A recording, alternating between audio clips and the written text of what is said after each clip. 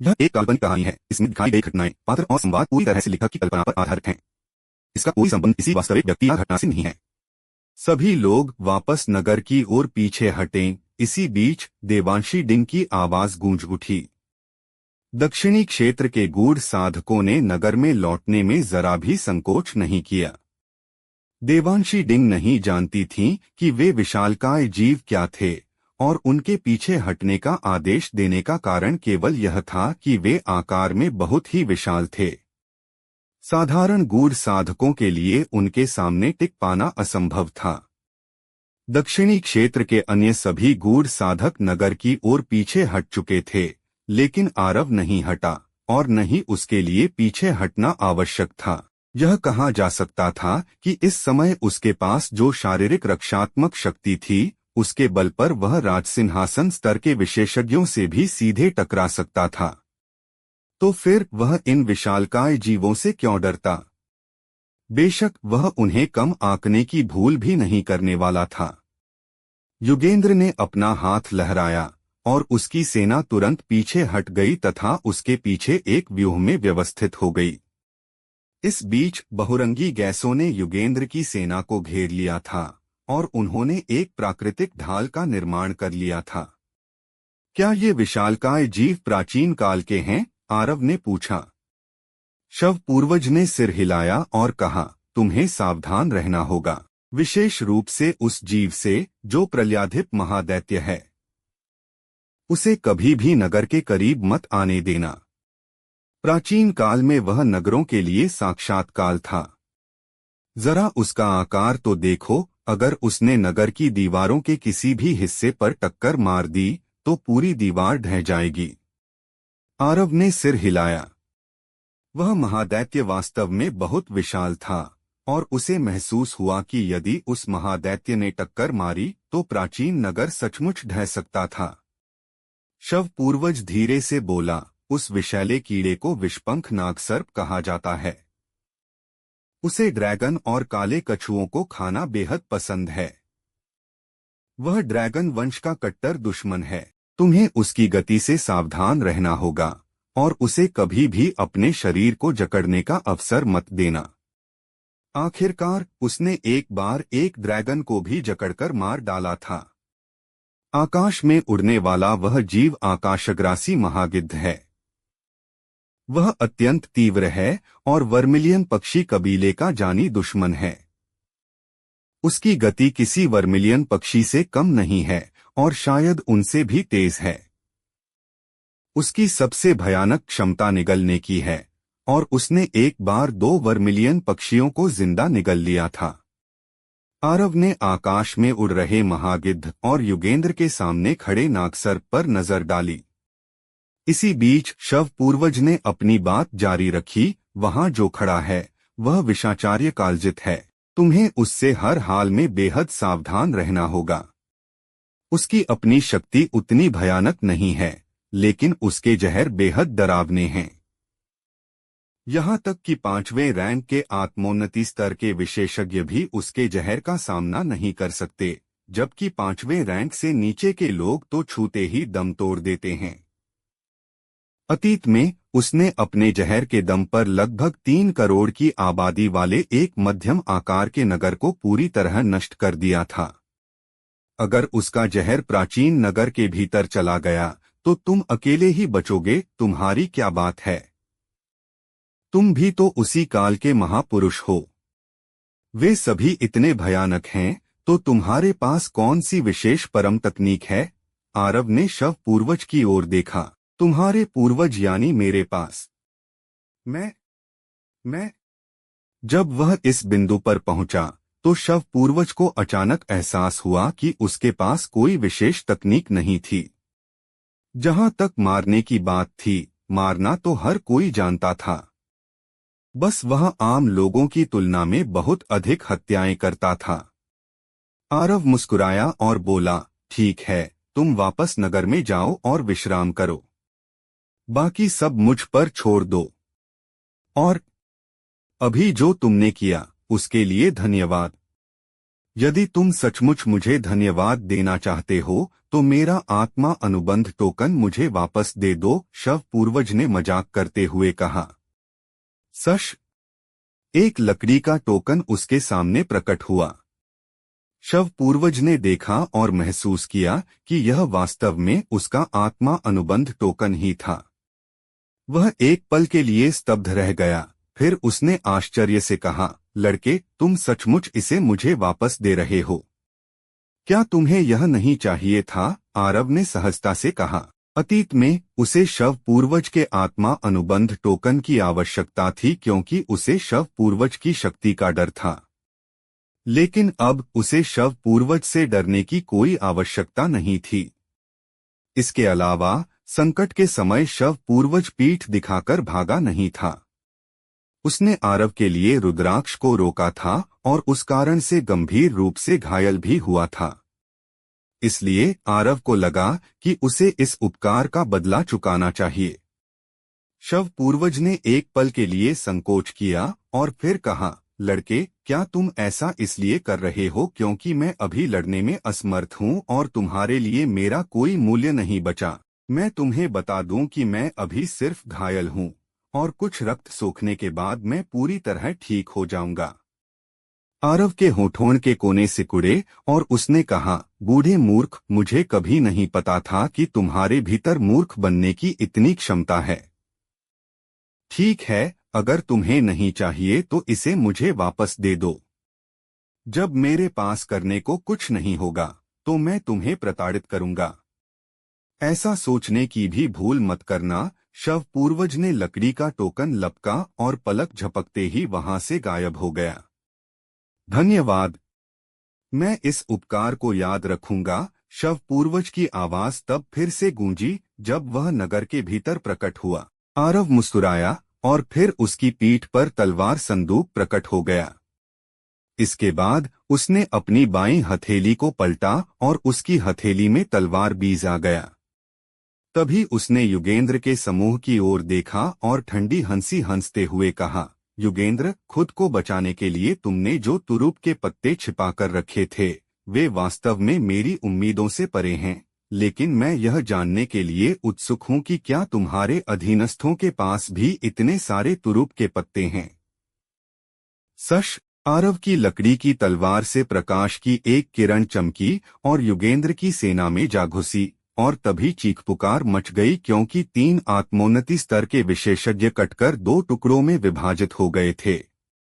युगेंद्र की पलकें फड़क उठीं और फिर उसने अपने सामने खड़े विषपंख नागसर्प की ओर देखा और कहा, यही वह व्यक्ति है जिससे तुम सबको निपटना है। इसे मार डालो और मैं तुम सबके शरीरों को दोबारा जीवित करने तथा तुम्हें वास्तविक पुनर्जीवन देने के लिए 10 करोड़ लोगों के रक्त का उपयोग करूंगा। सचमुच यह बात प्रल्याधिप महादैत्य ने कही और उसकी आवाज बिजली की कड़कड़ाहट की तरह गूंजी। मैं मृत्युलोक का सम्राट हूँ, इसलिए मेरे वचन स्वाभाविक रूप से अटल हैं, युगेंद्र ने कहा। जैसी तुम्हारी इच्छा। प्रल्याधिप महादैत्य ने अपनी बात समाप्त ही की थी कि उसकी विशाल हथेली ने आकाश को ढक लिया और वह आरव पर प्रहार करने के लिए नीचे आई। वह एक बहुत ही विशाल हथेली थी, फिर भी उसकी गति धीमी नहीं थी। वह विशाल हथेली अभी जमीन तक पहुंची भी नहीं थी कि उसके दबाव से जमीन लगभग 3 मीटर नीचे धंस गई। इसके अलावा हवा पूरी तरह से छिन्न भिन्न हो गई और वह जिधर से भी गुजरी वहां एक शून्य सा बन गया। आने दो। आरव ने अपना दाहिना पैर जमीन पर पटका और बिजली की लकीर की तरह ऊपर की ओर उड़ा। उसके हाथ की लकड़ी की तलवार तुरंत चमकने लगी और फिर आसपास के सभी लोगों की हैरान निगाहों के सामने वह महादैत्य की हथेली से टकरा गई। आरव का आकार और प्रल्याधिप महादैत्य का आकार एक दूसरे के सामने कुछ भी नहीं था। यह एक सामान्य व्यक्ति और एक चींटी की तुलना जैसा था। लेकिन इस क्षण किसी में भी आरव को कम आंकने का साहस नहीं था, क्योंकि एक विशाल शरीर होना फायदेमंद तो था, लेकिन यह कोई पूर्ण लाभ नहीं था, विशेष रूप से तब जब शत्रु आरव जैसा हो। क्योंकि आरव एक तलवार साधक था और एक ऐसा अस्तित्व था जो तलवार के एक ही वार से सभी तकनीकों को नष्ट कर सकता था। बूम! आरव की तलवार प्रल्याधिप महादैत्य की हथेली से टकराई और फिर वह एक पल के लिए रुकी, इससे पहले कि आरव उस विशाल हथेली को चीरता हुआ पार निकल गया। जैसे ही वह हवा में ऊपर उड़ा, आरव ने तेजी से लकड़ी की तलवार लहराई और फिर तलवार की अनगिनत ऊर्जा किरणें नीचे बरसने लगीं। इस क्षण उसकी तलवार की ऊर्जा किरणें, जो उसके 10वें स्तर के तलवार इंटेंट लकड़ी की तलवार और तलवार बीज द्वारा शक्तिशाली बनाई गई थीं, एक भयानक सीमा तक केंद्रित थीं और उनमें से हर एक प्रल्याधिप महादैत्य की रक्षात्मक परत को आसानी से चीर सकती थी। युगेंद्र की आंखों के कोने फड़कने लगे। आरव की शक्ति पहले की तुलना में अनगिनत गुना अधिक मजबूत हो चुकी थी। सबसे कष्टदायक बात यह थी कि देवाधिपत्य लोक के उन तथाकथित प्रतिभावान मूर्खों ने तलवार साधकों की शक्ति बढ़ाने वाली दिव्य कलाकृतियों को आरव के हाथों में जाने दिया। आरव की शक्ति तो पहले से ही भयानक थी, अब जब उसके पास वह तलवार बीज और लकड़ी की तलवार है तो वह मानो पंख लगे बाघ की तरह अजेय हो गया है। उदाहरण के लिए, प्रल्याधिप महादैत्य की शारीरिक रक्षात्मक शक्ति इस समय आरव के सामने पूरी तरह व्यर्थ साबित हो रही थी। दहाड़! महादैत्य गुस्से में दहाड़ा और उसके मुंह से एक भयानक शॉकवेव निकली। हालांकि वह शॉकवेव आरव तक पहुंचती उससे पहले ही आरव की तलवार की ऊर्जा ने उसे टुकड़ों में काट दिया। मैंने कभी उम्मीद नहीं की थी कि 15,000 से अधिक वर्षों के बाद इस महाद्वीप पर ऐसा असाधारण चरित्र प्रकट होगा। उसकी शक्ति प्राचीन काल में भी शीर्ष स्तर की होती। विषपंख नागसर्प अचानक बोल उठा जब उसने प्रल्याधिप महादैत्य को लाचार होते देखा। शुरुआत में उसने इस तथाकथित तलवार सम्राट के प्रति काफी तुच्छ भावना रखी थी। आखिरकार महाद्वीप पर आत्मिक ऊर्जा बहुत कम थी, इसलिए सामान्य तौर पर ऐसे अद्वितीय प्रतिभाशाली दिग्गजों का जन्म होना असंभव था। हालांकि उसके सामने खड़े इस तलवार सम्राट ने उसे हैरान कर दिया था। कृपया महादैत्य की सहायता करें, युगेंद्र धीमी लेकिन गंभीर आवाज में बोला। क्योंकि अगर युद्ध इसी तरह चलता रहा तो भले ही महादैत्य जीवित बच जाए, लेकिन निश्चित रूप से उसका हश्र भी शव पूर्वज जैसा ही होगा। युगेंद्र अपनी सेना को आरव को घेरने का आदेश देना चाहता था, लेकिन यह पूरी तरह असंभव था, क्योंकि चाहे वह प्रल्याधिप महादैत्य हो या विषपंख नागसर्प, उनके हमलों का दायरा बहुत बड़ा था और जरा सी भी चूक उनके अपने ही लोगों को घायल कर देती। वह वास्तव में बेहद अपमानजनक होता। हर रात की कहानी, हर दिन का धमाका, सिर्फ स्टोरी हंगामा पर। तो अभी सब्सक्राइब करें और बेल आइकन दबाएं, क्योंकि अगली कहानी आप मिस ना कर पाए। विषपंख नागसर्प ने सिर हिलाया और कहा, हमारी वर्तमान शक्तियों के आधार पर हम में से कोई भी अकेले युद्ध में उसका मुकाबला करने में सक्षम नहीं है। इसलिए यदि तुम न भी कहते तो भी मैं सहायता अवश्य करता। जैसे ही उसने अपनी बात पूरी की, विषपंख नागसर्प अचानक आगे बढ़ा और उसका विशाल शरीर एक तीर की तरह सीधे आरव की ओर लपका। आरव, जो प्रल्याधिप महादैत्य पर अपनी तलवार चला रहा था, अचानक रुक गया। जब उसने अपनी ओर बढ़ते हुए विषपंख नागसर्प को देखा तो उसके होठों पर एक क्रूर मुस्कान उभर आई। उसके हाथ में प्राचीन म्यान प्रकट हो गई और उसने उसके भीतर एक दिव्य कलाकृति को रख दिया, क्योंकि उसे युगेंद्र की सहायता करने वाले इन जीवों के साथ लंबे युद्ध में उलझने में कोई रुचि नहीं थी। वह इस लड़ाई को तुरंत समाप्त करना चाहता था। यह देखकर युगेंद्र की आंखें फटी की फटी रह गईं और वह आतंक से चिल्लाया, उसकी तलवार तकनीक से सावधान रहो। युगेंद्र अपनी चेतावनी पूरी भी नहीं कर पाया था कि आरव ने अचानक अपनी तलवार खींच ली। तलवार के म्यान से निकलते ही हवा में एक भीषण दरार पड़ी और तलवार की एक प्रचंड ऊर्जा किरण आसमान से नीचे उतरी। विषपंख नागसर्प डर से कांप उठा। उसने बिना किसी झिझक के अपने शरीर को एक गेंद की तरह सिकोड़ लिया और उस वार का सामना करने के लिए आगे बढ़ा। बूम! एक बहुत बड़ा विस्फोट गूंज उठा। दर्शकों ने बड़े विस्मय से देखा कि विषपंख नागसर्प की हड्डियां अचानक चरमराकर टूट गईं और वह किसी उल्कापिंड की तरह सीधे जमीन पर आ गिरा।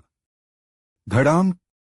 उसका विशाल शरीर जमीन से टकराया और गहरे गड्ढे में धंस गया। देवांशी डिंग के चेहरे पर नगर की दीवार से एक मुस्कान उभर आई, क्योंकि उन्हें इसमें कोई संदेह नहीं था कि आरव पहले से कहीं अधिक शक्तिशाली हो चुका था। तथ्यों ने साबित कर दिया था कि आरव पर अपना सब कुछ दांव पर लगाने का उनका अटूट निर्णय पूरी तरह सही दांव था। भले ही पूरे युद्ध की कुंजी आकाश में ऊंचे होने वाले युद्ध पर निर्भर थी, लेकिन वह बहुत स्पष्ट रूप से जानती थी कि संतस्तर के विशेषज्ञ इतनी आसानी से नहीं हारते। जब तक कि 2 या 3 संतस्तर के विशेषज्ञ मिलकर किसी एक संतस्तर के विशेषज्ञ के खिलाफ एकजुट न हो, अन्यथा किसी संतस्तर के विशेषज्ञ को मारना अत्यंत कठिन था। इसके अलावा बुजुर्ग मुनिश बेहद रहस्यमयी थे। उन्होंने अभी-अभी एक संतस्तर के विशेषज्ञ और 100 से अधिक राजसिंहासन स्तर के विशेषज्ञों का सामना करते हुए थोड़ा सा भी डर नहीं दिखाया था। इसलिए उन्हें पूरा विश्वास था कि भले ही बुजुर्ग मुनिश उनके जितने शक्तिशाली न हो, फिर भी वे निश्चित रूप से नहीं मरेंगे। जब तक वे जीवित थे, तब तक दक्षिणी क्षेत्र सुरक्षित था। सबसे महत्वपूर्ण बात यह थी कि आरव बहुत तेजी से आगे बढ़ रहा था। यदि उसे थोड़ा और समय मिल जाए, तो क्या इस संसार में कोई उसे दबा पाएगा? वह वास्तव में आरव के भविष्य पर दांव लगा रही थीं। तलवार के एक ही वार से विषपंख नागसर्प को जमीन में धंसाने के बाद आरव ने एक और दिव्य कलाकृति निकाली और उसे प्राचीन म्यान के भीतर रख दिया। फिर उसने युगेंद्र की ओर के सभी लोगों पर नजर डाली और ललकारते हुए कहा, और कौन है? चारों ओर भयानक सन्नाटा छा गया था और सर्वोच्च हन साम्राज्य के एक भी व्यक्ति के मुंह से आवाज नहीं निकली। विषपंख नागसर्प का भौतिक शरीर साधारण राजसिंहासन स्तर के विशेषज्ञों से भी अधिक शक्तिशाली था, फिर भी वह आरव की तलवार के एक भी वार का सामना नहीं कर सका था। ऐसे में उनमें से किसी में भी आरव का सामना करने की हिम्मत कैसे हो सकती थी? क्या उनमें से कोई भी उसकी तलवार के एक वार को रोक सकता था? आकाशग्रासी महागिद्ध ने आरव पर नीचे झपट्टा नहीं मारा, क्योंकि उसका भौतिक शरीर केवल विषपंख नागसर्प के बराबर ही था। जब विषपंख नागसर्प का ही ऐसा हश्र हुआ था, तो नीचे जाने का मतलब केवल अपनी जान गंवाना ही होता। वह नीचे नहीं जाना चाहता था, लेकिन युगेंद्र उसे उसकी मर्जी नहीं चलाने देने वाला था। युगेंद्र के हाथ में एक टैबलेट दिखाई दिया, और जब आकाशग्रासी महागिद्ध ने युगेंद्र के हाथ में वह टैबलेट देखा, तो वह समझ गया कि उसके पास कोई और विकल्प नहीं है। रोअर! आकाशग्रासी महागिद्ध ने अचानक आरव की ओर अपना विशाल मुंह खोला, और फिर एक अत्यंत भयानक खिंचाव बल ने आरव पर काम किया, और इससे पहले कि वह कुछ समझ पाता, उसे महागिद्ध के भीतर खींच लिया गया। देवांशी डिंग और अन्य लोगों के चेहरे गंभीर हो गए, जबकि युगेंद्र के चेहरे पर एक मुस्कान आ गई। बूम! ठीक इसी पल महागिद्ध के भीतर से प्रकाश की एक किरण आसमान की ओर छूटी। दर्शकों ने स्तब्धता और दहशत से देखा कि महागिद्ध के भीतर से एक तीखी चीख गूंज उठी, और फिर वह महागिद्ध वास्तव में 2 टुकड़ों में बंट गया और जमीन पर जा गिरा। इसके बाद प्रकाश की एक किरण युगेंद्र की सेना में जा घुसी, और फिर अचानक अनगिनत तलवारें चारों ओर फैल गईं, जिससे हर तरफ दर्दनाक चीखें गूंजने लगीं। विषाचार्य कालजित! युगेंद्र अचानक चिल्लाया। युगेंद्र के बगल में हरे रंग की तांत्रिक पोशाक पहने एक कंकाल प्रकट हुआ। उसने अपने हाथों से अजीब मुद्राएं बनाईं, और फिर बहुरंगी गैसें अचानक तीरों में बदल गईं जो आरव की तरफ तेजी से बढ़ी। पल भर में ही आरव उन तीरों से घिर गया। ही। एक बार जब तुम मेरे जहर की चपेट में आ गए, तो एक मामूली आत्मोन्नति स्तर के साधक की तो बात ही क्या, यहाँ तक कि एक विशाचार्य कालजित अचानक बीच में ही रुक गया क्योंकि आरव उस बहुरंगी गैस से बिल्कुल सुरक्षित बाहर निकल आया था। तुम, यह कैसे संभव हो सकता है? विशाचार्य कालजित दहशत से भर गया। आरव ठंडे स्वर में हंसा। उसका शरीर आदि ज्योति बैंगनी ऊर्जा से शुद्ध हुआ था, तो मामूली जहर उसका क्या बिगाड़ सकता था? आरव ने लकड़ी की तलवार चलाई और फिर तलवार की अनगिनत ऊर्जा तरंगे फुहार की तरह बाहर निकली। उसके आसपास के कुछ विशेषज्ञ तुरंत दर्द से चीख उठे क्योंकि उनके शरीर दो हिस्सों में कट चुके थे। विशाचार्य कालजित खौफजदा था और वह भागने ही वाला था। हालांकि आरव की गति अचानक विस्फोटक रूप से बढ़ गई और वह प्रकाश की एक किरण में बदलकर तुरंत विशाचार्य कालजित के सामने आ पहुंचा। वह बुरी तरह घबरा गया और अनैच्छिक रूप से चिल्लाया, मृत्युलोक सम्राट, मुझे बचाओ। हिस! विशाचार्य कालजित के शब्द पूरे भी नहीं हुए थे कि आरव की तलवार उसके सीने के पार हो गई। विशाचार्य कालजित को मारने के बाद आरव की गति बिल्कुल भी धीमी नहीं हुई और वह विस्फोटक वेग से युगेंद्र की ओर बढ़ा। युगेंद्र की तरफ के आत्मोन्नति स्तर के विशेषज्ञ बुरी तरह डर गए और वे पागलों की तरह आरव पर झपट पड़े। दफा हो जाओ, आरव गुस्से में दहाड़ा और उसके तलवार संदूक के भीतर से अनगिनत तलवारें बाहर निकलीं और चारों ओर हमला करने लगीं। केंद्रीय क्षेत्र के सभी आत्मोन्नति स्तर के विशेषज्ञ खौफ खा गए और वे जल्दबाजी में इन हमलों से बचने के लिए पीछे हटने लगे। इस समय वे युगेंद्र की रक्षा करने की परवाह कैसे कर सकते थे? जब युगेंद्र ने यह नजारा देखा तो उसके चेहरे पर हिंसक भाव आ गए।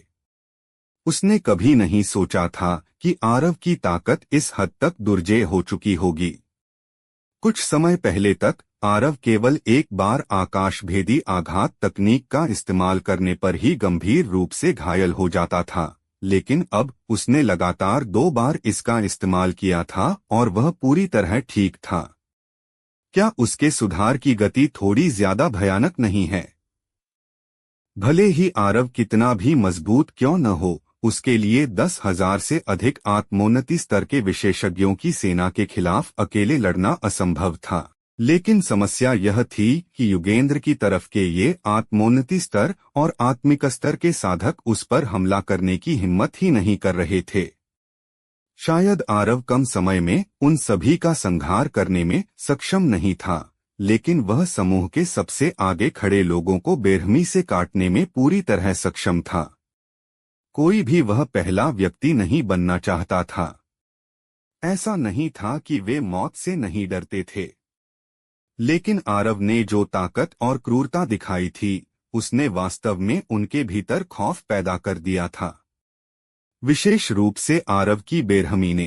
प्राचीन नगर के बाहर जमीन पर कामनाभक्षी दैत्य अभी भी दहाड़ रहे थे, जबकि समय समय पर रुद्राक्ष की आवाज गूंज उठती थी, और जो कोई भी इस समय रुद्राक्ष की हालत को देखता, वह खौफ से कांप उठता। किसी ने भी निडर होकर कदम नहीं बढ़ाया, इसलिए आरव ने रक्षा पंक्ति को आसानी से तोड़ दिया और युगेंद्र के सामने जा पहुंचा। उसने एक भी शब्द बर्बाद किए बिना तुरंत लकड़ी की तलवार से युगेंद्र पर जोरदार प्रहार किया। युगेंद्र स्वाभाविक रूप से चुपचाप खड़ा रहकर अपनी मौत का इंतजार नहीं करने वाला था। जैसे ही आरव ने उस पर हमला किया, उसकी मृत्युलोक सम्राट तलवार म्यान से बाहर आ चुकी थी और वह आरव की लकड़ी की तलवार से टकराने के लिए आगे बढ़ी। बूम! एक जोरदार धमाका गूंज उठा और युगेंद्र का शरीर हवा में उछल गया और वह 1 किलोमीटर से अधिक दूर जाकर गिरा। उसने जैसे ही खुद को संभाला, आरव दोबारा उसके सामने प्रकट हो चुका था। उसी समय प्रकाश की एक किरण तुरंत उसके पास पहुंची। युगेंद्र घबरा गया और उसने बिना किसी झिझक के अपनी तलवार चलाई। बूम! मृत्युलोक सम्राट तलवार ने प्रकाश की उस किरण को टुकड़ों में काट दिया, लेकिन उसी समय एक साया युगेंद्र से आकर टकराया। बूम! युगेंद्र के होठों से एक दबी हुई कराह निकली और उसने खून की उल्टी कर दी और उसका शरीर एक बार फिर दूर जा गिरा। हालांकि इस बार युगेंद्र ज्यादा दूर नहीं उड़ पाया, क्योंकि आरव के कंधे पर बैंगनी मिंग प्रकट हो चुकी थी और फिर बैंगनी रोशनी की एक किरण चमकी। एक बैंगनी अवरोध ने युगेंद्र को घेर लिया और उसे उसी जगह कैद कर दिया। युगेंद्र का चेहरा बदल गया और वह अपनी तलवार चलाकर उस बैंगनी रोशनी के अवरोध को टुकड़ों में काटने ही वाला था। हालांकि आरव अचानक उसके सामने प्रकट हुआ और फिर उसकी मुट्ठी में थमी लकड़ी की तलवार से प्रकाश की अनगिनत किरणें फूट पड़ी। युगेंद्र की पुतलियां सिकुड़ गईं और उसने जल्दबाजी में मृत्युलोक सम्राट तलवार चलाई, जिससे सफेद तलवार ऊर्जा की तरंगे लगातार बाहर निकलीं और आरव की तलवार ऊर्जा से टकराईं। बूम! लगातार अनगिनत धमाके हुए और तलवार की ऊर्जा चारों ओर बिखरने लगी। बैंगनी मिंग का स्थानिक अवरोध हिंसक रूप से कांपने लगा और जल्द ही वह युगेंद्र और आरव के बीच टकराव से पैदा हुई भयंकर ऊर्जा के दबाव में टूट गया। क्या आप सभी अब भी केवल तमाशा देखते रहेंगे? आरव ने कहा है कि जो कोई भी दक्षिणी क्षेत्र का नहीं है वह आज मारा जाएगा। क्या आप सभी को लगता है कि मेरे मरने के बाद आरव आपको छोड़ देगा? इसके अलावा अगर मैं मर गया तो क्या आप सभी से जुड़े संप्रदाय, कबीले और बाकी लोग जीवित बच पाएंगे? युगेंद्र ने अपने कांपते हाथों से मृत्युलोक सम्राट तलवार को कसकर पकड़ रखा था और उसने अपने अधीनस्थों को हिंसक चेहरे के साथ देखा, क्योंकि आरव ने जो ताकत दिखाई थी उसने वास्तव में उन्हें इस हद तक डरा दिया था कि वे हमला करने की हिम्मत भी नहीं कर रहे थे। क्या ये मेरे अधीनस्थ हैं? क्या ये वही सेनापति और विशेषज्ञ हैं जिनका नेतृत्व मैं भविष्य में पूरे महाद्वीप को जीतने के लिए करने वाला हूं? इस पल युगेंद्र के दिल में एक गहरी निराशा पैदा हो गई थी। आसपास के साधक यह सुनते ही तुरंत होश में आ गए। सही बात है, आरव जितना क्रूर और बेरहम है, क्या वह हमें बख्शेगा? इसका जवाब है कि वह निश्चित रूप से नहीं बख्शेगा। अगर हम अभी मिलकर काम नहीं करते हैं तो केवल एक खूनी संहार ही हमारा इंतजार कर रहा है। इसके अलावा अगर युगेंद्र यहां मर जाता है तो क्या हम भी जीवित बच पाएंगे? जब उन्होंने इस बारे में सोचा तो उनकी आंखों में एक दृढ़ संकल्प चमक उठा।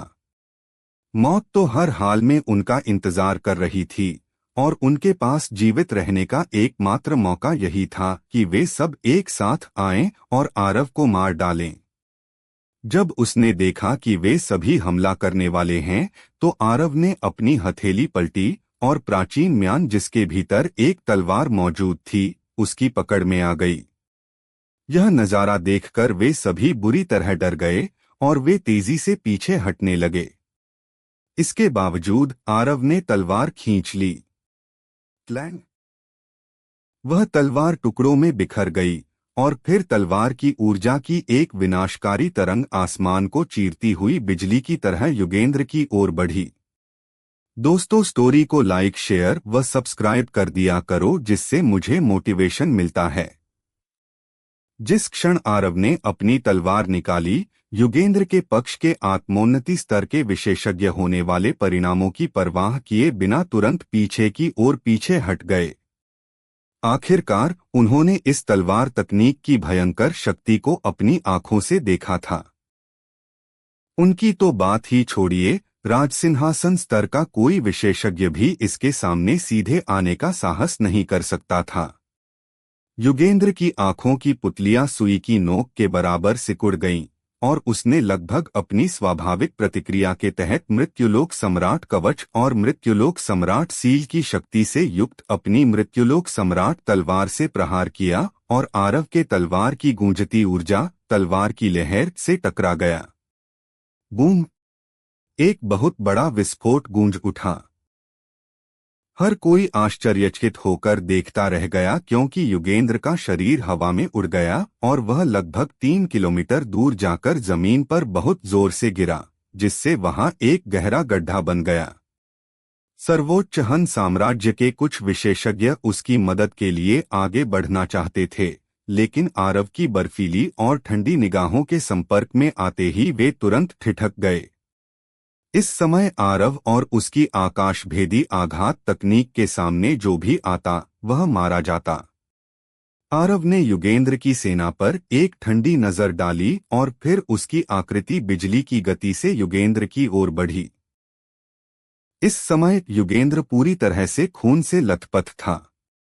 हालांकि वह मरा नहीं था, लेकिन वह मौत के बिल्कुल करीब था। आरव ने बिना किसी हिचकिचाहट या अपना समय बर्बाद किए तुरंत अपनी लकड़ी की तलवार को युगेंद्र की छाती की ओर तेजी से घोंप दिया। रुको! ऊपर आसमान से एक अत्यंत क्रोधित आवाज गूंजी और फिर एक अदृश्य शक्ति ने आरव को वहीं रोक दिया। यह निश्चित रूप से कम 9वें रैंक का राजसिंहासन स्तर का विशेषज्ञ है। जैसा कि आरव को अंदेशा था, आखिरकार उसे रोक दिया गया था। जैसे ही यह आवाज आसमान में गूंजी, ध्वंसकाल सम्राट और देवाधिपत्य लोक, 4 महान दिव्य बिस्ट कबीलों और मध्य क्षेत्र के सभी राजसिंहासन स्तर के विशेषज्ञ वहां प्रकट हो गए। हालांकि उनमें से केवल 10वां हिस्सा ही बचा था। इसके अलावा व्यावहारिक रूप से उनमें से हर एक गंभीर रूप से घायल था, विशेष रूप से ड्रैगन सम्राट, जिसके सिर का एक सींग भी गायब हो चुका था। जब बुजुर्ग मुनिश कहीं दिखाई नहीं दिए तो आरव के चेहरे का रंग थोड़ा उड़ गया। भाग्यवश बुजुर्ग मुनिश एक पल बाद ही प्रकट हो गए। बुजुर्ग मुनिश के कपड़ों पर कुछ छेद थे और उनका चेहरा थोड़ा पीला पड़ गया था।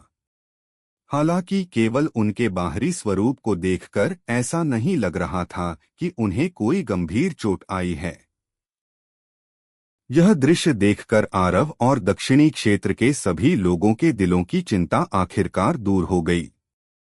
बुजुर्ग मुनिश के प्रकट होते ही आरव पर लगा प्रतिबंध गायब हो गया और आरव की लकड़ी की तलवार तेजी से नीचे की ओर बढ़ी। हालांकि वह युगेंद्र को छू भी नहीं पाई थी कि युगेंद्र मौके से गायब हो गया, और जब वह दोबारा दिखाई दिया तो वह ध्वंसकाल सम्राट के बगल में था। युगेंद्र, तुम सचमुच इस दुनिया के मृत्युलोक सम्राट हो। मुझे सच में तुम्हारी इस काबिलियत से ईर्ष्या होती है कि जब भी तुम मरने वाले होते हो तुम्हें हर बार बचा लिया जाता है। आरव ने उपहास उड़ाया। युगेंद्र इसका कोई जवाब देने की स्थिति में नहीं था क्योंकि वह होश खो चुका था। मैंने कभी नहीं सोचा था कि तुम्हारे जैसा एक अर्धसंत वास्तव में इस महाद्वीप पर छिपा हुआ था। इसी बीच नीले रंग के वस्त्र पहने बूढ़े व्यक्ति ने धीमी आवाज में कहा, तुम्हारे पास जो ताकत है उसके साथ तुम्हें बहुत पहले ही दैवमार्ग को पार करने का प्रयास करना चाहिए था। तुम अभी भी इस परित्यक्त दुनिया में क्यों रुके हुए हो? उसने उम्मीद नहीं की थी कि 100 से अधिक 9वें रैंक के राजसिंहासन स्तर के विशेषज्ञों की सहायता मिलने के बाद भी एक अर्धसंत इस अकेले बुजुर्ग के खिलाफ बढ़त हासिल नहीं कर पाया।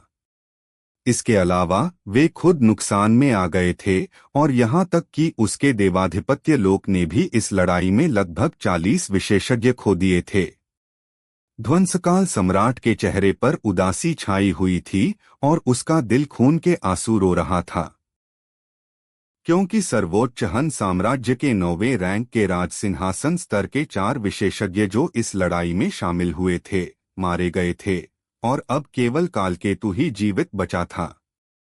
इसके अलावा सर्वोच्च हन साम्राज्य के अन्य 30 राजसिंहासन स्तर के विशेषज्ञों में से 25 मारे गए थे। इस युद्ध में सबसे भारी नुकसान उसके पक्ष को उठाना पड़ा था। इसके अलावा उसने बुजुर्ग मुनिश के अधिकांश हमलों का सामना किया था, इसलिए वह युद्ध के दौरान सबसे गंभीर रूप से घायल भी हुआ था। 4 महान दिव्य बिस्ट कबीले तुलनात्मक रूप से बेहतर स्थिति में थे। श्वेत बाघ कबीले को, जिसने चारों दिव्य बिस्ट कबीलों में सबसे भारी नुकसान उठाया था, उसने केवल 4 विशेषज्ञ खोए थे, जबकि दिव्य स्वर्ण ड्रैगन कबीला, वर्मिलियन पक्षी कबीला और काला कछुआ कबीला ने केवल 2 राजसिंहासन स्तर के विशेषज्ञ खोए थे। उनके कम नुकसान का कारण यह था कि वे दिव्य प्राणी थे और उनके पास शारीरिक रक्षा प्रणाली थी जो साधारण राजसिंहासन स्तर के विशेषज्ञों से कहीं बेहतर थी। इसलिए भले ही उन्हें कभी कभार बुजुर्ग मुनिश के हमले का सामना करना पड़ा, लेकिन इससे उनकी मृत्यु नहीं हुई। हालांकि अगर मानव राज सिंहासन स्तर के विशेषज्ञों को बुजुर्ग मुनिश के हमले का सामना करना पड़ता तो वे मौत से बचने के बाद भी गंभीर रूप से घायल हो जाते।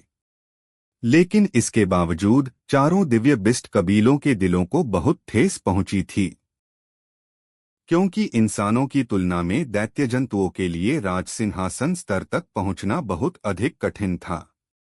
संक्षेप में, बुजुर्ग मुनिश की ताकत उनकी कल्पना से कहीं बढ़कर थी। बुजुर्ग मुनिश ने ध्वंसकाल सम्राट और दूसरों की तरफ देखा और फिर कहा, मिंग सम्राट, मेरी मदद करो। आज ये सभी अपनी जान यहीं छोड़कर जाएंगे। यह सुनकर ध्वंसकाल सम्राट और अन्य लोगों की पलकें फड़क उठीं। क्या वह बूढ़ा आदमी आज हम सभी को यहीं मार डालने का इरादा रखता है? तभी अंतरिक्ष में हलचल हुई और मिंग सम्राट के साथ 20 राजसिंहासन स्तर के दिव्य मिंग दल वहां प्रकट हो गए। मिंग सम्राट ने आश्चर्य से बुजुर्ग मुनिश की ओर देखा। उसने भी यह कल्पना नहीं की थी कि बुजुर्ग मुनिश वास्तव में ध्वंसकाल सम्राट और अन्य लोगों का सफाया करने का इरादा रखेंगे। क्या उनकी ताकत मेरी उम्मीद से कहीं ज्यादा भयानक हो सकती है? आरव ने जब यह सुना तो उसने भी आश्चर्य से बुजुर्ग मुनिश की ओर देखा और फिर मुस्कुरा दिया, क्योंकि जब बुजुर्ग मुनिश ने ऐसे शब्द बोलने का साहस किया था तो इससे साबित होता था कि बुजुर्ग मुनिश को इसे पूरा करने का पूरा भरोसा था। मैं मानता हूं कि हमने वास्तव में आपकी ताकत को कम करके आका, लेकिन भले ही हमें भारी नुकसान हुआ है और हम गंभीर रूप से घायल हैं, मेरा अनुमान है कि आप भी बहुत बेहतर स्थिति में नहीं होंगे, है ना? नीले वस्त्र पहने बूढ़े व्यक्ति ने धीमी आवाज में कहा। बुजुर्ग मुनिश ने कहा, आसमान दयालु है और मैं कोई खून का प्यासा व्यक्ति नहीं हूं। तो क्यों न मैं आज दया दिखाऊं और आप सभी को जाने दूं। तुम और तुम्हारे देवाधिपत्य लोक के सदस्य यहां से जा सकते हैं। नीले वस्त्र पहने बूढ़े आदमी का चेहरा तुरंत बदसूरत हो गया। वह वास्तव में अब और नहीं लड़ना चाहता था, क्योंकि अगर लड़ाई जारी रही तो उसके साथ आए सभी विशेषज्ञ मारे जाएंगे। इन सभी विशेषज्ञों को विनाश विद्रोही अधिपतियों से निपटने के लिए तैयार किया गया था, लेकिन अब उसने लगभग 40 विशेषज्ञ खो दिए थे। अगर वह इतने सारे विशेषज्ञों को खोने के बाद बुजुर्ग मुनिश को मारने में सक्षम होता तो कोई समस्या नहीं होती, लेकिन समस्या यह थी कि वह ऐसा नहीं कर पाया था। इसलिए देवाधिपत्य लोक में लौटने पर भी उसे दंडित किया जाएगा। इसलिए उसका पीछे हटने का इरादा था, क्योंकि वह भी यहां मरना नहीं चाहता था। वह लड़ाई से खुद को बाहर निकालने का रास्ता ढूंढ रहा था, लेकिन उसने यह नहीं सोचा था कि बुजुर्ग मुनिश उसे जो तरीका देंगे उससे वह इतना अपमानित महसूस करेगा। तुम जाना नहीं चाहते तो फिर अपनी जान यहीं छोड़ जाओ। बुजुर्ग मुनिश ने धीरे से अपना बूढ़ा हाथ नीले वस्त्र पहने बूढ़े आदमी की दिशा में भींचा। बूम! रहस्यमयी ऊर्जा की एक ऐसी लहर जिसे आरव और अन्य लोग देख नहीं सकते थे, नीले वस्त्र पहने बूढ़े आदमी के चारों ओर प्रकट हुई। वह भयभीत हो गया क्योंकि यह एक विशेष ऊर्जा थी जो केवल अर्धसंतों के पास होती थी, और यह ऐसी चीज नहीं थी जिसका वह विरोध कर सके। भाग्यवश उसके चारों ओर रहस्यमयी ऊर्जा की एक और लहर प्रकट हुई और अर्धसंतों की ये दोनों ऊर्जाएं आपस में टकरा गईं। बूम! अंतरिक्ष का एक बहुत बड़ा हिस्सा तुरंत ढह गया और फिर प्राचीन नगर के ऊपर आसमान में एक विशाल ब्लैक होल दिखाई दिया। इस दृश्य को देखने वाले सभी लोग स्तब्ध रह गए। तुम्हें लगता है कि तुम मुझे किसी को मारने से रोक सकते हो? बुजुर्ग मुनिश मुस्कुराए और उन्होंने अपनी उंगली हिलाई और तभी अचानक वहां एक मकबरा प्रकट हुआ। वह हवा में तेजी से फैला और देखते ही देखते एक विशाल मकबरे में बदल गया। ध्वंसकाल सम्राट की पलकें फड़क उठीं क्योंकि सर्वोच्च हन साम्राज्य और देवाधिपत्य लोक के अनगिनत विशेषज्ञ इसी मकबरे के नीचे दबकर मर चुके थे। उसने नीले वस्त्र पहने बूढ़े आदमी को यहाँ मरने देने का साहस नहीं किया, इसलिए उसकी आकृति मकबरे की ओर तेजी से बढ़ी। जब ध्वंसकाल सम्राट मकबरे के सामने पहुंचने वाला था तो उसने अपनी हथेलियों को एक साथ रखा और फिर अचानक उन्हें ऊपर की ओर पलट दिया। पल भर में ऊर्जा से बनी एक विशाल हथेली बाहर निकली और मकबरे से टकरा गई। बूम! आसमान में लगातार गड़गड़ाहट गूंजती रही और ऐसा लग रहा था कि आसमान ढहने वाला है। ठीक इसी समय अचानक एक तीखी चीख गूंज उठी। ध्वंसकाल सम्राट चौंक गया और पीछे मुड़कर देखने लगा। उसने देखा कि एक काली छड़ी नीले वस्त्र पहने बूढ़े आदमी की छाती के आर पार हो चुकी थी।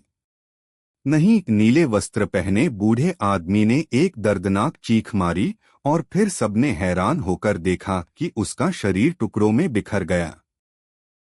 बुजुर्ग मनुष्य ने ध्वंसकाल सम्राट की ओर देखा और उदासीनता से कहा, मैंने तुमसे कहा था, तुम मुझे किसी को मारने से नहीं रोक सकते। इस युद्ध में हमारे महाद्वीप ने बहुत सारे विशेषज्ञ खो दिए हैं और यदि भविष्य में विनाश विद्रोही अधिपतियों ने हमला किया तो हमारा महाद्वीप निश्चित रूप से नष्ट हो जाएगा। मुझे लगता है कि आप ऐसा होते हुए नहीं देखना चाहेंगे, है ना? ध्वंसकाल सम्राट ने भारी आवाज में कहा। बुजुर्ग मनुष्य ने अपना सिर हिलाया और कहा, तुम अब समझौता करने की कोशिश कर रहे हो। दुर्भाग्य से अब बहुत देर हो चुकी है। तुम्हारी मौत उसी क्षण तय हो गई थी जब तुम सबने मेरे खिलाफ कदम उठाया था। क्या आप सचमुच तब तक लड़ना चाहते हैं जब तक कि हम दोनों गंभीर रूप से घायल न हो जाएं? ध्वंसकाल सम्राट ने ठंडे स्वर में कहा। बुजुर्ग मनुष्य मुस्कुराए, मैं ऐसा नहीं चाहता। आखिरकार तुम भी एक अर्धसंत हो। अगर तुम अपनी जान की बाजी लगाकर लड़ोगे तो यह वास्तव में बेहद परेशानी भरा होगा। चूंकि बात ऐसी है तो तुम अपने सर्वोच्च हन साम्राज्य के सदस्यों के साथ यहां से जा सकते हो। ड्रैगन सम्राट और अन्य दिव्य बिस्ट कबीले बुजुर्ग मुनिश की बात सुनकर भयभीत हो गए। अगर ध्वंसकाल सम्राट चला जाता है और बुजुर्ग मुनिश को व्यस्त रखने के लिए कोई नहीं बचता है तो क्या हम कसाई के सामने खड़े मेमने नहीं बन जाएंगे? देवाधिपत्य लोक के बचे हुए राज सिंहासन स्तर के विशेषज्ञों के चेहरों पर भी उदासी छा गई। भले ही वे 9वें रैंक के राज सिंहासन स्तर के विशेषज्ञ थे, लेकिन अगर कोई अर्धसंत को व्यस्त रखने वाला न हो तो वे उनके सामने मामूली सा खतरा भी पैदा नहीं कर सकते थे। ध्वंसकाल सम्राट का चेहरा भी तुरंत उदास हो गया। उसने कहा, क्या तुम्हें लगता है कि मैं मूर्ख हूं? अगर वह सर्वोच्च हन साम्राज्य के सदस्यों के साथ चला जाता तो देवाधिपत्य लोक के बचे हुए विशेषज्ञों और चारों दिव्य बिस्ट कबीलों के विशेषज्ञों का तुरंत सफाया कर दिया जाता। इसलिए एक बार जब बुजुर्ग मुनिश उन सभी से निपट लेते तो सूची में अगला नाम उसके सर्वोच्च हन साम्राज्य का ही होता। चूंकि बात ऐसी है तो तुम सब मर सकते हो। बुजुर्ग मुनिश ने अचानक इशारा किया और वह विशाल मकबरा एक बार फिर प्राचीन नगर के ऊपर आसमान में दिखाई दिया। इसके बाद वह मकबरा एक पहाड़ की तरह ध्वंसकाल सम्राट और दूसरों की ओर नीचे की ओर गिरा। ध्वंसकाल सम्राट का चेहरा तुरंत भयानक हो गया और उसने उग्रता से कहा, मैं उन्हें व्यस्त रखूंगा। चारों दिव्य बिस्ट कबीलों और देवाधिपत्य लोक के साथी दोस्तों, आप सभी दिव्यमिक दल से निपटें। कालकेतु, मेरे सर्वोच्च हन साम्राज्य के अन्य 5 राजसिंहासन स्तर के विशेषज्ञों का नेतृत्व करो और आरव तथा प्राचीन नगर का सफाया कर दो। उनमें से एक को भी जीवित मत छोड़ना। जैसे ही उसने अपनी बात समाप्त की, ध्वंसकाल सम्राट की आकृति बुजुर्ग मुनिश की ओर बढ़ी और फिर उसने अपनी दाहिनी हथेली से अपनी बाईं बाह पर प्रहार किया, जिससे वहां से खून की एक धार निकल पड़ी। ध्वंसकाल सम्राट ने तेजी से एक सील बनाई और कहा, बंधन। जैसे ही उसने यह कहा, उसका वह विशेष रक्त अचानक फट गया और अनगिनत खून जैसे लाल धागों में बदल गया। उन्होंने तुरंत एक चौकोर घेरा बना लिया जिसने उसे और बुजुर्ग मुनिश को उसके भीतर कैद कर लिया। तुमने मुझे 15 मिनट तक फंसाए रखने के लिए अपने विशेष रक्त का इस्तेमाल किया। ध्वंसकाल सम्राट, तुमने इसके लिए बहुत बड़ी कीमत चुकाई है। बुजुर्ग मुनिश का चेहरा पहली बार गंभीर हुआ, क्योंकि विशेष रक्त का नुकसान ताकत के नुकसान के बराबर था, और उन्होंने उम्मीद नहीं की थी कि ध्वंसकाल सम्राट वास्तव में इतना दृढ़ होगा। चूंकि आप मौत की लड़ाई लड़ना चाहते हैं, तो चलिए इसे अंजाम तक पहुंचाते हैं। ध्वंसकाल सम्राट तेजी से बुजुर्ग मुनिश की ओर बढ़ा। चारों दिव्य बिस्ट कबीलों और देवाधिपत्य लोक के विशेषज्ञों ने जल्दी से मिंक सम्राट और दिव्य मिंक दल को घेर लिया। चारों दिव्य बिस्ट कबीलों की संयुक्त ताकत ऐसी नहीं थी जिसका सामना अकेले दिव्य मिंक दल कर सके। सौभाग्य से दोनों साम्राज्यों के स्थापना सम्राट, बिस्ट सम्राट और उनके राजसिंहासन स्तर के विशेषज्ञ युद्ध में शामिल होने के लिए वहां आ पहुंचे। दूसरी ओर कालकेतु और सर्वोच्च हन साम्राज्य के 5 राजसिंहासन स्तर के विशेषज्ञों से निपटने के लिए आरव के पक्ष में केवल तियानजी, श्वेत ड्रैगन, वह विश्व चित्र जिसे आरव ने अभी अभी अपने पास वापस बुलाया था, और आन वंश की वह काले कपड़ों वाली महिला हत्यारा ही बचे थे। आरव के पक्ष में तियानजी और आन वंश की उस काले कपड़ों वाली महिला के अलावा, जो राजसिंहासन स्तर के 5वें रैंक से ऊपर थे, अन्य 2 विशेषज्ञ केवल पहले रैंक के राजसिंहासन स्तर के विशेषज्ञ थे। सर्वोच्च हन साम्राज्य के उन 5वें रैंक के राजसिंहासन स्तर के विशेषज्ञों का विरोध करने की बात तो दूर, वे अकेले कालकेतु का भी सामना नहीं कर सकते थे। जब प्राचीन नगर के भीतर के लोगों ने कालकेतु और उन 5 राजसिंहासन स्तर के विशेषज्ञों को शहर की ओर आते देखा, तो उनके चेहरों पर निराशा छा गई। यहाँ तक कि इस समय देवांशी डिंग का चेहरा भी पूरी तरह से पीला पड़ चुका था। आखिरकार पूर्ण और असीमित ताकत के सामने सभी योजनाएं और रणनीतियां बेकार थीं। प्राचीन नगर के भीतर हर एक व्यक्ति आज मारा जाएगा, कालकेतु की आवाज बादलों के गर्जन की तरह गूंज उठी। प्राचीन नगर के भीतर मौजूद हर किसी का चेहरा डर के मारे पीला पड़ चुका था।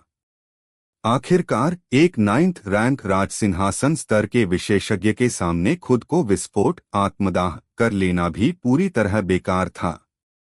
देवांशी डिंग और अन्य लड़कियों के चेहरे भी खौफ से सफेद हो गए थे। एक बार जब देवाधिपत्य लोक और सर्वोच्च हन साम्राज्य ने नियमों का पालन बंद करने और सब कुछ दांव पर लगाने का फैसला कर लिया, तो दक्षिणी क्षेत्र को ऐसी ही भयावह स्थिति का सामना करना था। उसके पास जीतने का कोई मौका नहीं बचा था, क्योंकि देवाधिपत्य लोक, 4 महान दिव्य बिस्ट कबीलों और सर्वोच्च हन साम्राज्य के पास जितने राजसिंहासन स्तर के विशेषज्ञ थे, वे दक्षिणी क्षेत्र की तुलना में कहीं अधिक थे। तियानजी और अन्य लोगों के चेहरों पर भी अत्यंत गंभीर और भारी भाव आ गए थे। राजसिंहासन स्तर के विशेषज्ञों की संख्या के मामले में उनका पलड़ा बिल्कुल भारी नहीं था, और जब बात उनकी शक्ति की गुणवत्ता की आई, तब भी वे पीछे थे, क्योंकि अकेले कालकेतु ही उनके लिए एक बेहद बड़ी मुसीबत था। उन अन्य 5th रैंक राजसिंहासन स्तर के विशेषज्ञों की तो बात ही छोड़ दीजिए। इसके बावजूद उनमें से कोई भी पीठ दिखाकर भागा नहीं और न ही किसी ने आत्मसमर्पण किया।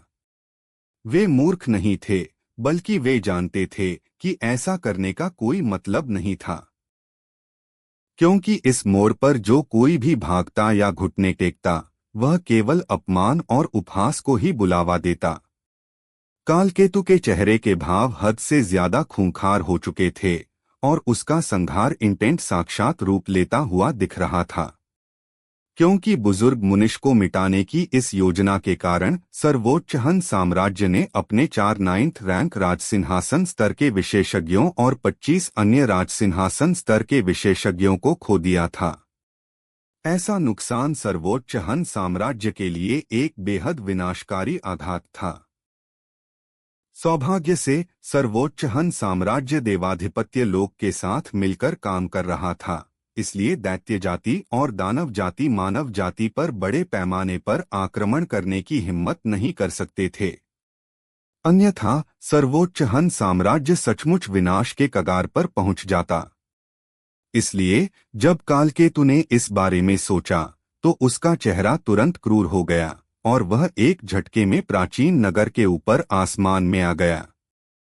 मरो कालकेतु की आवाज आसमान में गूंजी और एक विशाल हथेली शून्य अंतरिक्ष को चीरती हुई प्रकट हुई। वह आसमान से शहर की ओर एक अत्यंत भयानक और विनाशकारी शक्ति के साथ नीचे झपटी। उस विशाल हथेली के प्रकट होते ही शहर के ऊपर का शून्य विकृत हो गया और उस हथेली के प्रचंड दबाव के कारण शहर की विशाल दीवारें और अनगिनत इमारतें तुरंत मलबे और धूल में बदल गईं। इसके अलावा आत्मिक स्तर से नीचे के साधक कमजोरी के कारण जमीन पर ढह गए और उनके शरीर थरथर कांपने लगे। यह ऐसा दृश्य था मानो संसार का अंत आ गया हो। एक 9th रैंक राजसिंहासन स्तर का विशेषज्ञ इतना ही भयानक होता था। प्राचीन नगर के भीतर हर कोई भयभीत था और इस खौफनाक नजारे को देखकर कांप रहा था, क्योंकि प्रतिरोध करने की बात तो दूर, वे कालकेतु के इस हमले से पहले भागने तक का मौका नहीं पा सकते थे। हमला करो, तियानजी की आवाज गूंजी और फिर शहर के ऊपर आसमान में मौजूद राजसिंहासन स्तर के विशेषज्ञों ने अपने सबसे शक्तिशाली हमलों का प्रदर्शन किया। तियानजी के भीतर की गूढ़ ऊर्जा तेजी से उमड़ी और वह एक बाढ़ की तरह उनकी हथेली में मौजूद काले कछुए के खोल में समा गई। उसके बाद वह कछुए का खोल बिजली की तरह ऊपर की ओर बढ़ा और हवा में फैलने लगा। देखते ही देखते वह 3 किलोमीटर से भी अधिक लंबा हो गया और उस विशाल हथेली से जोर से टकराया। दहाड़! श्वेत ड्रैगन ने अत्यधिक क्रोध में दहाड़ लगाई और हमले के सबसे सीधे तरीके का उपयोग किया। उसने अपने पूरे शरीर को उस विशाल हथेली पर दे मारा। विश्वचित्र एक विशाल स्क्रॉल किताब के पन्ने के रूप में बदल गया और बिजली की तरह उस विशाल हथेली की ओर तेजी से लपका। यही नहीं, जैसे ही वह ऊपर की ओर बढ़ा, उससे प्रकाश की अनगिनत किरणें फूट पड़ी और उन किरणों ने उस विशाल हथेली पर सीधा प्रहार किया। परम मृत्यु! उस काले कपड़ों वाली महिला ने अचानक गुस्से में दहाड़ मारी और फिर उसके भीतर से अनगिनत आकृतियां तेजी से बाहर निकलीं।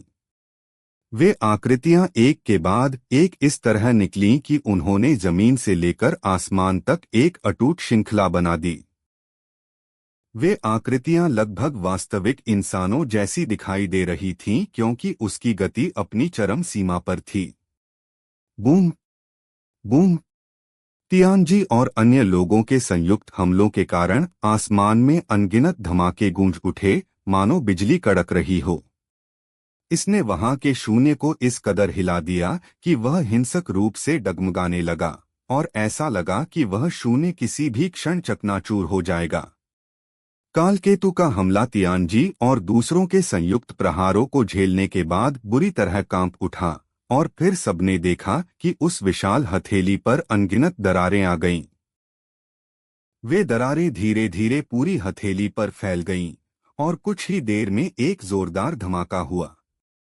वह विशाल हथेली हवा में ही फट गई और ऊर्जा के छोटे छोटे टुकड़ों में बदलकर चारों ओर बरसने लगी। प्राचीन नगर के भीतर मौजूद हर किसी ने यह देखकर राहत की सांस ली। आखिरकार अगर वह विशाल हथेली शहर पर गिर जाती तो पूरा शहर और उसका आसपास का इलाका पल भर में राख में बदल जाता। भले ही तियानजी और अन्य लोगों ने कालकेतु के हमले को नष्ट कर दिया था, लेकिन आरव के चेहरे पर अभी भी गहरी चिंता के भाव थे। क्योंकि बुजुर्ग मुनिश को ध्वंसकाल सम्राट द्वारा कैद कर लिया गया था और तियानजी तथा अन्य लोग शायद कालकेतु की उस शक्ति का सामना करने में असमर्थ थे जो राजसिंहासन स्तर के 9th रैंक पर थी। इसलिए एक बार जब तियानजी और अन्य लोग हार जाते या युद्ध में उलझ जाते तो सर्वोच्च हन साम्राज्य के अन्य राजसिंहासन स्तर के विशेषज्ञ शहर के भीतर हर किसी का कत्लेआम करने के लिए स्वतंत्र हो जाते। उस समय आरव के लिए इसका कोई मोल नहीं रह जाता, भले ही बुजुर्ग मुनिश बाद में कालकेतु और इन सभी दुष्टों को मौत के घाट उतार देते। आरव के पास कोई दूसरा रास्ता नहीं था। इस क्षण उसके पास अपने सभी गुप्त पत्ते ट्रम्प कार्ड खोलने के अलावा कोई विकल्प नहीं बचा था। चाहे वह वास्तव में इन राजसिंहासन स्तर के विशेषज्ञों के लिए खतरा पैदा कर पाए या नहीं, उसे कदम उठाना ही था। क्योंकि अगर उसने अभी कदम नहीं उठाया तो शायद वह यह मौका भी हमेशा के लिए खो देता। आरव ने अपनी बाईं हथेली को पलटा और तलवार बीज उसके हाथ में आ गया। इसके बाद उसने अपनी गूढ़ ऊर्जा को उसमें प्रवाहित करके उसे सक्रिय कर दिया। तुरंत ही तलवार बीज के भीतर से विभिन्न प्रकार के तलवार इंटेंट की अनगिनत धाराएं फूट पड़ी और आरव के शरीर में समाने लगीं। जैसे ही ये तलवार इंटेंट की धाराएं उसके भीतर हिंसक रूप से बढ़ी, उसका अपना तलवार इंटेंट भी तेजी से ऊपर उठने लगा और देखते ही देखते उसका तलवार इंटेंट स्वर्गीय तलवार इंटेंट के पहले स्तर तक पहुंच गया। इस 11वें स्तर के तलवार इंटेंट के प्रभाव से आरव के चारों ओर का शून्य बुरी तरह कांपने लगा। आसपास के सभी लोगों की नजरें तुरंत आरव पर टिक गईं। आरव के 11वें स्तर के तलवार इंटेंट को देखकर वे सभी पूरी तरह दंग रह गए थे। लेकिन आरव के तलवार इंटेंट में इस विस्फोटक उछाल से हैरान होने के बावजूद उन्होंने निराशा में अपने सिर हिला दिए। क्योंकि 11वें स्तर के तलवार इंटेंट की बात तो दूर, 12वें स्तर का तलवार इंटेंट भी 9th रैंक के राजसिंहासन स्तर के विशेषज्ञ के सामने पूरी तरह बेकार था। उनके बीच का अंतर सचमुच बहुत बड़ा था। कालकेतु हवा में एक और हमला करने ही वाला था कि उसकी नजर अचानक आरव पर पड़ी। वह कुछ पल के लिए स्तब्ध रह गया क्योंकि मृत्युलोक महाद्वीप पर स्वर्गीय तलवार इंटेंट को प्रकट हुए अनगिनत वर्ष बीत चुके थे। इसलिए आरव द्वारा प्रदर्शित इस 11वें स्तर के तलवार इंटेंट को देखकर वह थोड़ा हैरान हुआ, लेकिन उसने तुरंत अपना सिर हिलाया और कहा, स्वर्गीय तलवार इंटेंट, लेकिन तुम अभी भी मेरे सामने एक चींटी ही हो। हालांकि उसकी बात खत्म होते ही आरव की आवाज अचानक गूंजी, इंटेंट प्रज्वलन। जैसे ही उसने ये शब्द कहे, सबने देखा कि आरव के चारों ओर का तलवार इंटेंट अचानक वापस उसके भीतर समा गया और फिर उसके पूरे शरीर से एक हल्की लाल अग्नि जैसी रोशनी फूट पड़ी। इसके बाद आरव की साधना का स्तर विस्फोटक रूप से बढ़ने लगा। आत्मोन्नति स्तर का 7वां रैंक, आत्मोन्नति स्तर का 8वां रैंक, आत्मोन्नति स्तर का 9वां रैंक। यह स्तर अभी भी बढ़ रहा था क्योंकि आरव लगातार अपने तलवार इंटेंट को जला रहा था। अचानक बूम! राजसिंहासन स्तर का पहला रैंक। हालांकि ऐसा करने से आरव का तलवार इंटेंट गिरकर 8वें स्तर पर आ गया था। इस दृश्य को देखने वाले सभी लोग स्तब्ध रह गए। राजसिंहासन स्तर? क्या आरव ने राजसिंहासन स्तर प्राप्त कर लिया है? क्या वह अब भी साधना के समान स्तर वाले योद्धाओं के अजेय अजय रह सकता है? कालकेतु की पलकें भी झपक उठीं क्योंकि उसने भी यह कल्पना नहीं की थी कि आरव वास्तव में राजसिंहासन स्तर पर पहुंच जाएगा। इस लड़के ने आखिर किस गुप्त तकनीक का इस्तेमाल किया था? वह वास्तव में इसके दम पर राजसिंहासन स्तर हासिल करने में कामयाब कैसे हो गया? ड्रैगन रूपांतरण। आरव की आवाज एक बार फिर गूंजी और फिर सबने आश्चर्य से देखा कि उसके कपड़े तुरंत जलकर राख हो गए और उनके स्थान पर ड्रैगन के सींग, ड्रैगन के शल्क और ड्रैगन के पंजे प्रकट होने लगे। क्या आरव ड्रैगन वंश से है? सभी दर्शक एक बार फिर गहरे सदमे में आ गए। कितनी नशीली शक्ति है यह! आरव ने एक गहरी सांस ली और फिर उसने कालकेतु की ओर देखा और ठहाका लगाकर हंसा। कालकेतु, तुम्हें जान से मारने के लिए मुझे केवल 10 वार चाहिए। जैसे ही उसकी बात पूरी हुई, आरव के बाएं हाथ में प्राचीन म्यान प्रकट हो गई, जबकि उसके दाएं हाथ में एक दिव्य कलाकृति आ गई। आरव ने उस तलवार को प्राचीन म्यान के भीतर डाला और फिर फुर्ती से उसे बाहर खींच लिया। जैसे ही उसने तलवार खींची, उसके दाएं हाथ में एक और तलवार प्रकट हुई और उसने फिर से उसे म्यान में डाला और बिजली की गति से बाहर निकाला। म्यान में डालना, खींचना, म्यान में डालना, खींचना। अब क्या होने वाला है आगे सुनते रहिए सर्वशक्तिमान हमारे चैनल स्टोरी हंगामा पर।